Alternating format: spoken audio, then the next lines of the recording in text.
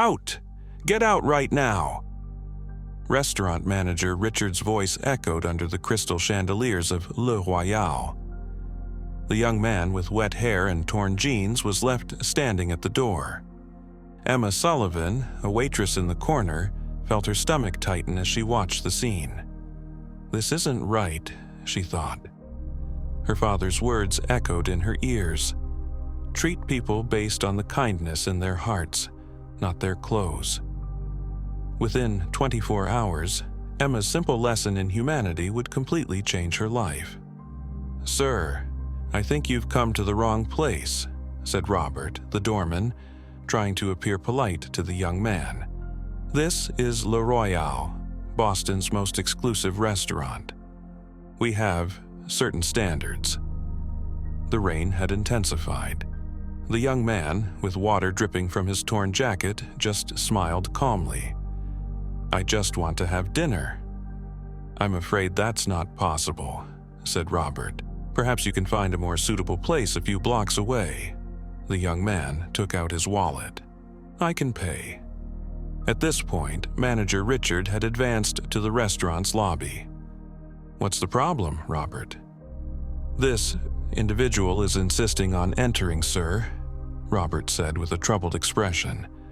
Richard looked the young man up and down and wrinkled his face. "This is Le Royale, sir. Your clothes and general appearance don't meet our conditions. Frankly, our customers might be uncomfortable. Please leave now, or I'll have to call security." "Out! Get out right now!" Emma Sullivan was a 22-year-old college student.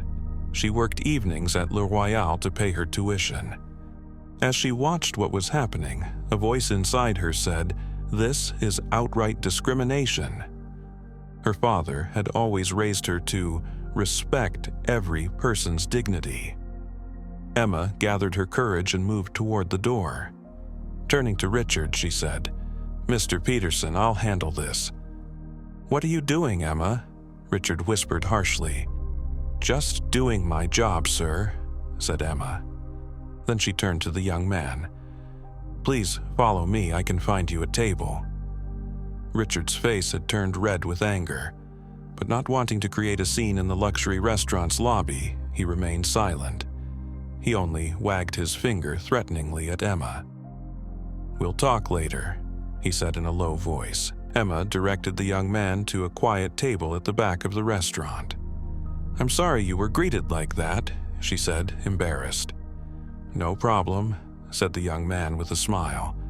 "My name is Jimmy. I'll never forget your kindness." "I'm Emma. Let me bring you the menu." As Emma headed toward the kitchen, Richard stopped her in the corner. His eyes were glowing with anger. "What do you think you're doing?" "Just serving a customer," said Emma. "He's not a customer.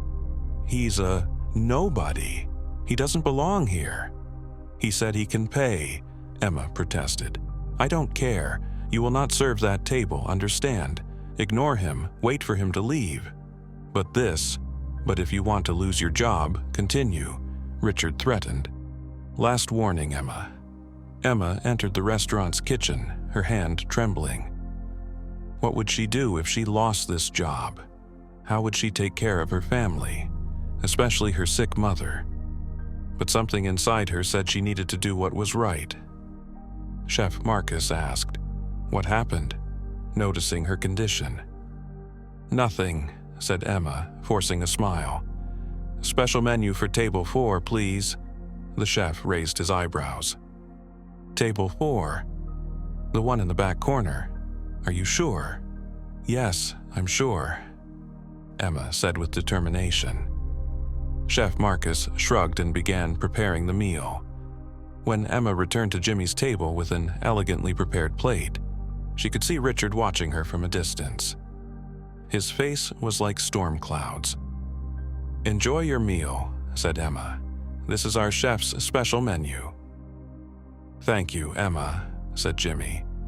"You really did something valuable today." Emma smiled and continued serving other tables. As the night progressed, she occasionally glanced at Jimmy's table. The man was calmly eating his meal, observing his surroundings. When the meal was finished, Emma brought the check. "It was perfect," said Jimmy. "You are the most valuable thing I've seen in this restaurant, Emma. I won't forget this." He paid the bill with cash from his pocket and left a tip almost equal to the cost of the meal. Emma looked in surprise. "This is too much," she whispered. "Valuable things should be valued," said Jimmy, and left the restaurant. As the restaurant was closing, as expected, Richard called her to his office. The district manager, Jessica, was also there. "You directly disobeyed my order," said Richard, leaning over his desk. "This is unacceptable." "I just served a customer," said Emma. "He paid his bill. He even left a good tip." "Don't talk to me about tips," Richard snapped. "Le Royale has a standard. We have a reputation.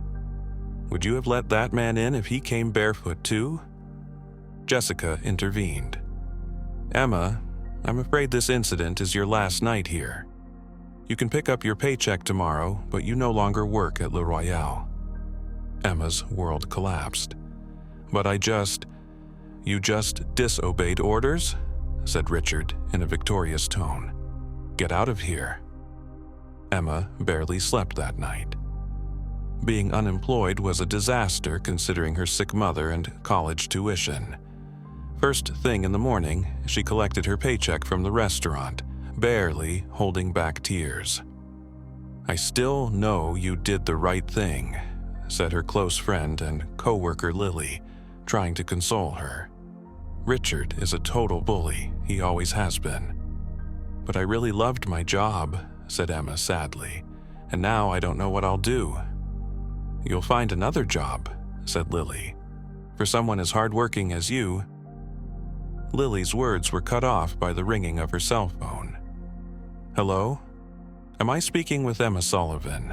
This is Robert from Le Royale. You need to come to the restaurant urgently." "Why?" "I've already been fired," said Emma in surprise. "I can't explain this over the phone," said Robert, his voice sounding strangely tense. "Please come immediately."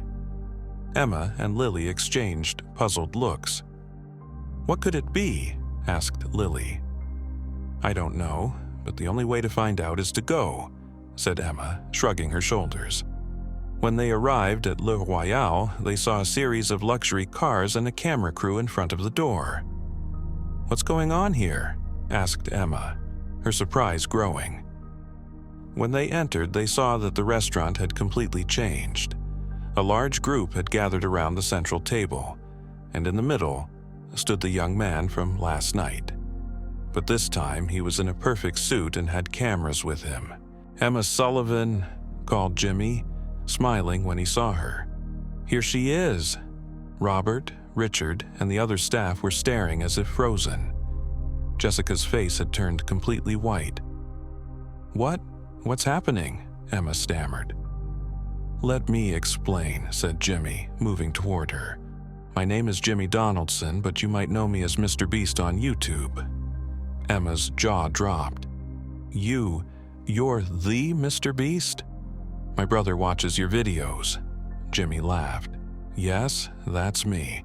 For the past month, I've been conducting an experiment. I called it character, not content. I go to luxury restaurants looking like a poor person, testing how employees react."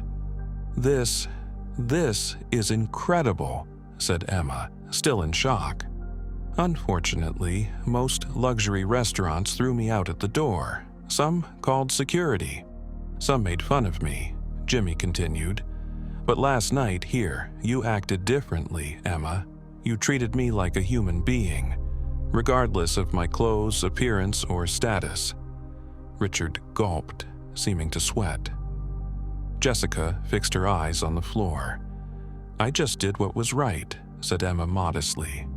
"That's why I have an offer for you," said Jimmy. "This morning, I purchased the majority shares of Le Royale restaurant."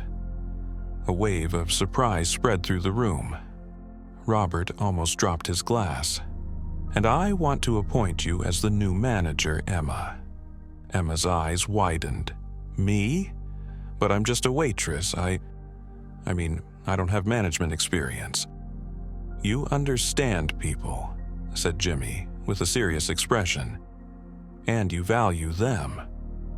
That's the most important thing needed to be a good leader. You can learn techniques, but character, you either have it or you don't. Jimmy pulled an envelope from his pocket. I also want you to accept this for your mother's treatment and your education. Emma opened the envelope with trembling hands and gasped when she saw the check inside. This is too much. You did something valuable, Emma, said Jimmy, reminding her of his own words. Valuable things should be valued. Richard stepped forward. Mr. Donaldson, I apologize for what happened last night. If I had known... Jimmy turned to him, his face becoming serious. That's the problem, isn't it? If you had known who I was, you would have acted differently. But valuing a person because they are human, that's true character. The cameras were recording everything. Richard and Jessica, I have a plan for you too, said Jimmy. You won't be fired. Instead, for the next 6 months, you'll work as volunteers at a local homeless shelter while still being paid. Maybe you'll learn how to treat people. Both of their faces fell, but they didn't object. And Emma, Jimmy continued, you won't just be the manager here. You'll also be a partner in my new initiative called Table for Everyone. 1 day a week, Royale will serve free meals to the homeless and those in need. And I want to spread this across every state in America. Emma couldn't hold back her tears.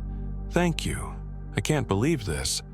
Believe it, said Jimmy. Sometimes life changes at the most unexpected times. And sometimes a simple act of kindness opens a door. 3 months later, Royale had completely changed. It had been renamed Table for Everyone by Jimmy.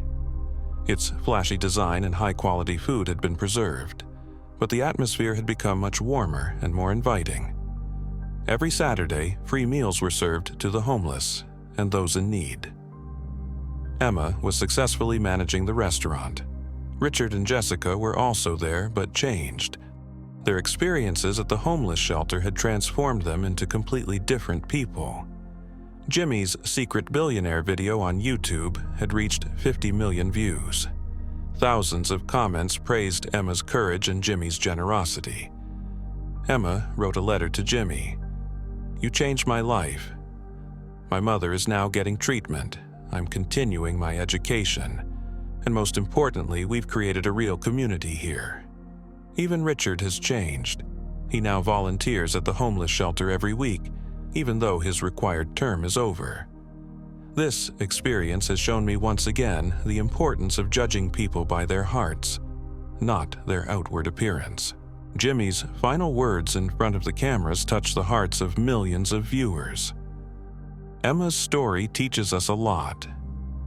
True wealth doesn't start in your bank account, but in your heart. Sometimes, at the most unexpected moments, the most unexpected people can change your life. Or you can change theirs. All you need to do is remember that everyone has a story and be kind, and maybe today is the perfect time to change someone's life.